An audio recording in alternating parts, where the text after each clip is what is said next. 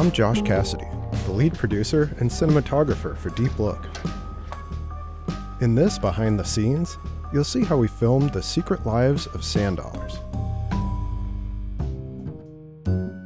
First, we met with Rich Moy, a researcher who specializes in sand dollars and sea urchins at the California Academy of Sciences. He set us up with a selection of specimens he had collected from around the world.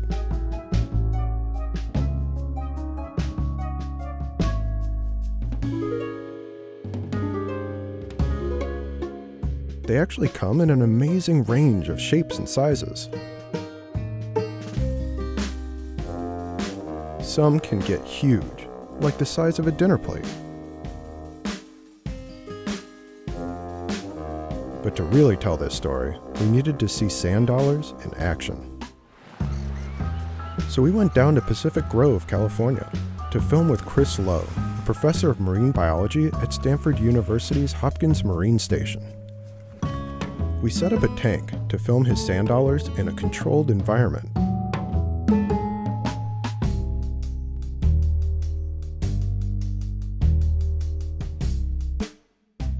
And we used his microscope to capture all the action up close.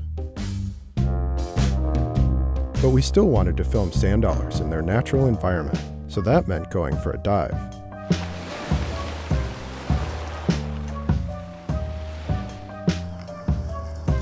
That's Amanda Height. She's a graduate student at Moss Landing Marine Lab. She joined the Deep Look team for this summer as a media fellow. Amanda is an experienced diver, a dive master actually. That was pretty convenient because it had been a while since I dove last.